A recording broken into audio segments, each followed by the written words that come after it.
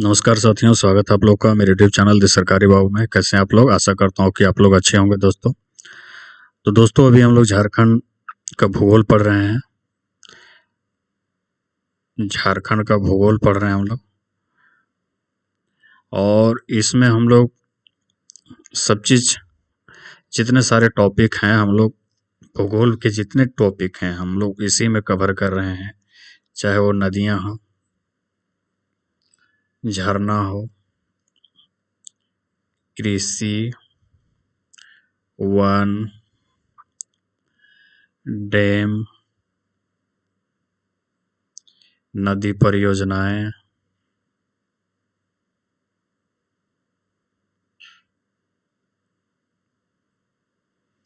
One, हाँ one तो मेरे और भी जितने सारे आते हैं सब इसी में हम लोग कवर कर रहे हैं। तो हम लोगों ने कल 70 क्वेश्चन तक देख लिया था कि कृषि में झारखंड का सर्वाधिक विकसित क्षेत्र कौन सा है, तो उत्तर पूर्वी सीमांत क्षेत्र।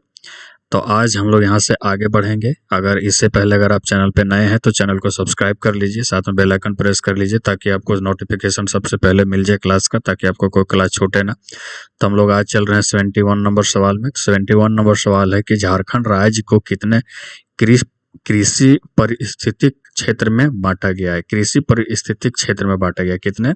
ऑप्शन देखिए 5, 6, 7, 8। तो ऑप्शन नंबर सी 7, झारखंड को 7 कृषि परिस्थितिक क्षेत्र में बांटा गया है। आने की 7 में बांटा गया। और झारखंड में कुल 3 प्रकार की खेती होती है। खरीफ, ये हम लोगों ने पीछे भी देख लिया, अगर आपने नहीं देखा जा करके देख लीजिए। खरीफ, रबी और जायद, या इसे गर्म फसल भी कहते हैं। अगर आपने नहीं देखा तो पीछे वीडियो जो है उसमें, पिछला पार्ट का जो वीडियो उसमें हमने इसे एक्सप्लेन किया है पूरा। देखिए 72 नंबर सवाल है हमारा कि झारखंड में खरीफ मार्केटिंग सीजन किस अवधि में चलता है। खरीफ मार्केटिंग सीजन किस अवधि में चलता है। यहाँ पर ये देखिए दिया हुआ है, ये जेपीएससी का पूछा हुआ सवाल है। वर्ष की 1 सितंबर से अगले वर्ष अगस्त तक, वर्ष की 1 जनवरी से अगले वर्ष के 31 दिसंबर तक, वर्ष की 1 अप्रैल से वर्ष की 1 अप्रैल से अगले वर्ष के 31 मार्च तक, या वर्ष की 1 अक्टूबर से अगले वर्ष के 30 सितंबर तक। तो इसका सही उत्तर आपका हो जाएगा दोस्तों ये ऑप्शन नंबर डी। वर्ष की 1 अक्टूबर से लेकर के अगले वर्ष के 30 सितंबर तक हमारा ये खरीफ फसल का जो मार्केटिंग सीजन है वो चलता है। 73 नंबर सवाल है कि जूट की भांति झारखंड में उत्पादित रेशे को क्या कहा जाता है। पश्चिम बंगाल जो है, जो राज्य में पश्चिम बंगाल में जूट की खेती बहुत होती है। जूट की खेती होती है, तो वो जो जूट होता है जिसका देखे होंगे आप लोग, बोरा बनता है, बोरे बनते हैं, उसके बैग्स भी बनते हैं, और भी उपयोगी सामान उससे उसका बनाया जाता है, उससे और भी उपयोगी सामान उससे बनाया जाता है। तो उसके भांति ही झारखंड में एक रेशा का उत्पादन किया जाता है। वो रेशा कौन सा है? यहाँ पर देखिए, ए पटसन, बी सनई, सी मेस्ता, अरडी, इनमें से सभी। तो ये दोस्तों होगा मेस्टा है, टा होगा ये सी। ऑप्शन नंबर सी मेस्टा जो है, झारखंड में मेस्टा का उत्पादन किया जाता है जो जूट की भांति होता है, रेशेदार, ये रेशेदार फसल है।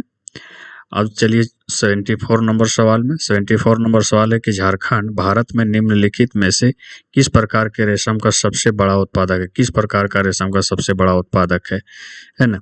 ये देखिए, muga silk, B eri silk, सी फागारा सिल्क, या डी तसर सिल्क। तो दोस्तों ऑप्शन नंबर डी होगा, तसर सिल्क का सबसे बड़ा उत्पादक है। यानी कि झारखंड में पूरे भारत में सबसे अधिक तसर का उत्पादन झारखंड में होता है, पूरे भारत भर में।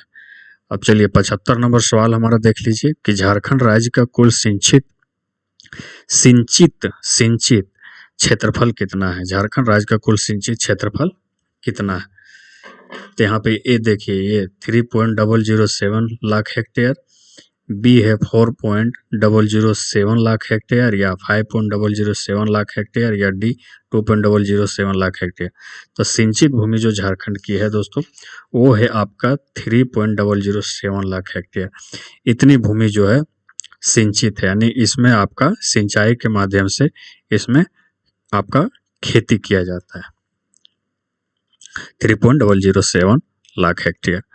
अब बढ़ रहे हैं 76 नंबर सवाल की तरफ। 76 नंबर सवाल है हमारा कि झारखंड में सिंचित कृषि भूमि का प्रतिशत लगभग कितना है। झारखंड में सिंचित कृषि भूमि का बात कर रहा है, का प्रतिशत कितना है। यहाँ पे देखिए ये 12.1, बी 10.2, सी 22.4, डी 38%। परसेंट में पूछा गया 21.1%,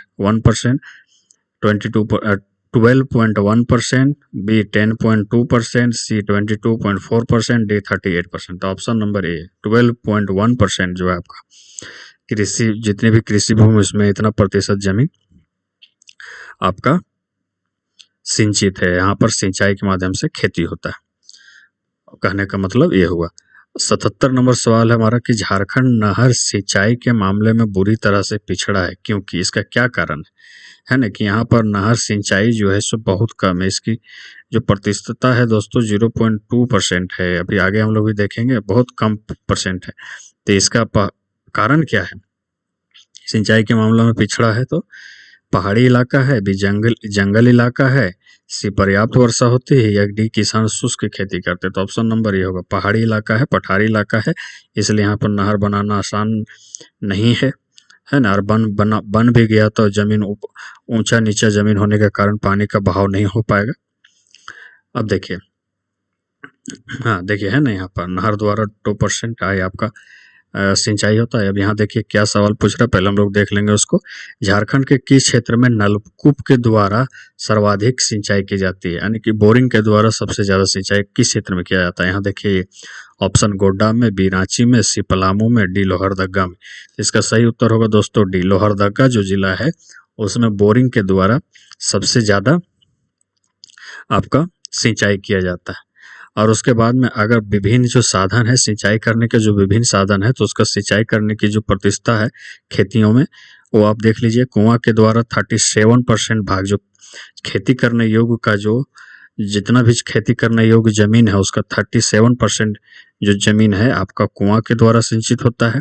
उसके बाद उसमें 30% जो जमीन है आपका तालाब के द्वारा सिंचित होता है। नहर के द्वारा मात्र 2% सिंचित होता है। दूसरे अन्य स्रोत जो हैं उससे आपका 31% जमीन आपका सिंचित होता है। अब 79 नंबर सवाल की तरफ चलते हैं। 79 नंबर सवाल है कि उत्तर कोयल सिंचाई परियोजना किस राज्य या राज्यों से संबंधित है। ये पूछ रहा है किस राज्य या राज्यों से संबंधित है। तो यहाँ पे ये देखिए झारखंड और पश्चिम बंगाल का, बी झारखंड और बिहार का, सी झारखंड का, या डी झारखंड और उड़ीसा का। देखिए उत्तरी कोयल नदी जो है, जैसे अगर झारखंड का अगर ये बना हुआ है मैप, अगर ये झारखंड का मैप अगर बनता है तो उत्तरी कोयल जो है रांची से निकल करके आपका सीधे बहते हुए इधर जाती है ना, और सोन नदी की सहायक नदी बनती। तो उत्तरी कोयल का यहाँ पश्चिम बंगाल से किसी प्रकार का हो ही नहीं रहा है रिलेशन, भी उड़ीसा से किसी प्रकार का नहीं हो रहा है। तो संयुक्त रूप से अगर बात किया जाए तो आपका झारखंड और बिहार की ये परियोजना है, संयुक्त रूप से ये झारखंड और बिहार की परियोजना। इसके बारे में भी कुछ इसका डिटेल से जान लेंगे। इस योजना की शुरुआत 1972 में किया गया था, 1972 में किया गया था। लेकिन क्या होता है कि 1993 में वन संरक्षण अधिनियम कानून जो 1980 बना, उसको कड़ाई से लागू करने के कारण इस परियोजना को रोक दिया गया था। कब? 1993 में इस परियोजना को रोक दिया जाता है, क्योंकि 1980 में आपका वन संरक्षण अधिनियम केंद्र सरकार के द्वारा पारित किया जाता है। लेकिन लगभग आपका 40 साल बीत जाने के बाद में, 40 साल के लंबे अंतराल के बाद 5 जनवरी 2019 को इसे दोबारा प्रधानमंत्री नरेंद्र मोदी के द्वारा शुरू किया गया। यानी कि 5 जनवरी 2019 को इसे प्रधानमंत्री नरेंद्र मोदी के द्वारा शुरू किया जाता है। और इस योजना को मंडल बांध परियोजना के नाम से भी जाना जाता है। अभी इसे मंडल बांध परियोजना के नाम से जाना जाता है। इस चीज का ध्यान रखिएगा, ये सवाल भी पूछा गया है। 80 नंबर सवाल है हमारा कि कोनार सिंचाई परियोजना मुख्यतः किस जिले को प्रभावित करती है। यहाँ पे ऑप्शन में चल रहे हैं, तो इससे पूछ रहा है कि किस जिले को मुख्यतः प्रभावित करती है। ऑप्शन ए देखिए हजारीबाग, बी देवघर, सी साहेबगंज, डी धनबाद। इसका सही उत्तर हो जाएगा दोस्तों ए हजारीबाग। ये हजारीबाग जिला को और गिरिडीह जिला को प्रभावित करती है मुख्य रूप से, क्योंकि हजारीबाग जो कोनार डैम है, वहाँ कोनार डैम से जब ये कोनार सिंचाई परियोजना जब निकलती है तो बगोदर जो है गिरिडीह डिस्ट्रिक्ट का बगोदर प्रखंड और बगोदर प्रखंड का बगोदर और डुमरी का जो है 62 विलेजेस को ये टच करते हुए, यानी कि वहाँ पर सिंचाई की सुविधा प्रदान करते हुए आगे बढ़ती है ना। यही चीज़ है, यानी कि गिरिडीह को भी ये प्रभावित करती है और हजारीबाग को भी प्रभावित करती है। ऑप्शन के अनुसार उसमें हजारीबाग था, इसलिए हजारीबाग हो जाएगा। कोनार सिंचाई परियोजना की आधारशिला वर्ष 1978 में बिहार के तत्कालीन राज्यपाल जगन्नाथ कौशल ने रखी थी। इस योजना की शुरुआत मुख्यतः जो आपका 1978 में किया गया था, लेकिन कई कारणों से, कुछ राजनीतिक या जो भी कारण रहा हो, बीच में यह जो योजना होता है इसे रोक दिया गया होता है। लेकिन जब रोक दिया गया होता है, लेकिन जब 2014 में रघुवर दास की सरकार जब आती है तो इस योजना को दोबारा शुरू किया जाता है। फाइनली 28 अगस्त 2019 को उस समय जो तत्कालीन मुख्यमंत्री रघुवर दास जो रहते हैं, उनके कर कमलों के द्वारा यह जो है कोनार सिंचाई परियोजना का उद्घाटन किया जाता है। अब 81 नंबर सवाल हम देखते हैं कि झारक्राफ्ट द्वारा स्थापित होने वाली 4 रेशम पार्कों में से निम्न एक पार्क है,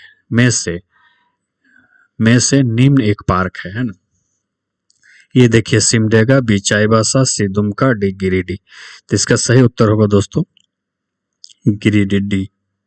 सिमडेगा में भी नहीं है, चाईबासा में भी नहीं है, दुमका में भी नहीं है, गिरिडीह ऑप्शन होगा। अब देखिए झारक्राफ्ट का जो स्थापना किया गया है, ये मुख्य रूप से जो झारखंड में जो तसर रेशम है उसके उत्पादन और संरक्षण को बढ़ावा देने के लिए, उसके उत्पादन और संरक्षण को बढ़ावा देने की दृष्टि से किया गया है।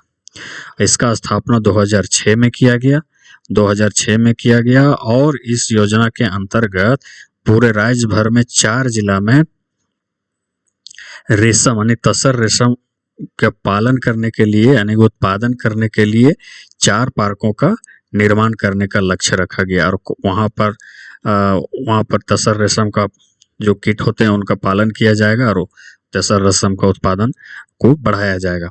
तो 4 जगहों का जिनका चयन किया गया है कि इन पार्कों का जो स्थापना होगा, वो जगह है आपका रांची, गिरिडीह, जसीडीह स्थान है जो देवघर जिला में पड़ता है, और सरायकेला खरसावां जो स्थान है वहाँ पर इसका स्थापना किया जाना है मुख्य रूप से। अब चलिए 82 नंबर सवाल की तरफ चलते हैं। तो 82 नंबर सवाल है कि भारत राज्य वन रिपोर्ट 2015 के अनुसार झारखंड का कितना प्रतिशत भूभाग वन क्षेत्र है? कितना प्रतिशत भूभाग वन क्षेत्र है? ये देखिए 12.8%, 9.45%, 3.49%, डी 18.45%। यहाँ पर ये पूछ रहा है आपका, यानी कि यहाँ पर ये आपको कंफ्यूज नहीं होना है कि जो 29 पॉइंट है उससे आपको कंफ्यूज नहीं होना। यहाँ पे सिंपली आपका पूछ रहा है कि 2000 भारत राज्य वन रिपोर्ट 2015 जो प्रकाशित किया गया था, उसके आधार पर जो झारखंड में जो वन क्षेत्रफल है, वन भूमि का जो क्षेत्रफल है, वो पूरे भारत देश के कुल वन क्षेत्रफल का कितना प्रतिशत है, ये बेसिकली पूछा हुआ है। तो इस ऑप्शन नंबर सी 3.49% है और वन की दृष्टि से यह झारखंड का स्थान पूरा देश भर में 14वां है। कितना है? 14वां है। ये चीज का भी ध्यान रखिएगा। 83 नंबर सवाल है हमारा कि झारखंड के कुल भौगोलिक क्षेत्र का कुल कितना प्रतिशत जंगल के अंतर्गत, यानी झारखंड के कुल भौगोलिक क्षेत्र का कुल कितना प्रतिशत जंगल के अंतर्गत आता है? यानी 79,714 वर्ग किलोमीटर का जो हमारा क्षेत्रफल है उसका कितना प्रतिशत भाग जो है जंगल है? तो 29.33% है, 29.33% ऑप्शन नंबर ए। 84 नंबर सवाल है हमारा कि झारखंड में प्रति व्यक्ति वन एवं पेड़ों का आच्छादन कितना है, यानी कि एक व्यक्ति में कितना है? तो यहाँ पे देखिए ए है 0.08 हेक्टेयर, बी है 0.8 हेक्टेयर, सी है 2.08 हेक्टेयर और डी है 0.02 हेक्टेयर। तो इसका सही उत्तर होगा दोस्तों 0.08 हेक्टेयर, यानी कि एक व्यक्ति में अगर वनों का और व्यक्तियों का अगर अनुपात निकाला जाए, हिस्सेदारी अगर निकाली जाए तो 0.08 हेक्टेयर प्रति व्यक्ति होता है। अब 85 नंबर सवाल और अंतिम हमारा सवाल है कि प्रतिशतता के आधार पर झारखंड का सबसे बड़ा जिला कौन सा है ना। प्रतिशतता के आधार पर झारखंड का सबसे बड़ा जिला कौन है? 1% के आधार पर, 1% यहाँ पर होगा। 1% के आधार पर झारखंड का सबसे बड़ा जिला कौन सा है? यहाँ पे ये देखिए, लातेहार है, बी हजारीबाग है, सी देवघर है, डी गिरिडीह है। तो इसका सही उत्तर होगा दोस्तों लातेहार। लातेहार जिला का जो कुल क्षेत्रफल है उसमें से 56% का जो क्षेत्रफल है वो केवल जंगलों से ढका हुआ है ना, प्रतिशत के हिसाब से। और क्षेत्रफल की दृष्टि से अगर हम चलें तो हमारा पश्चिमी सिंहभूम है, पश्चिमी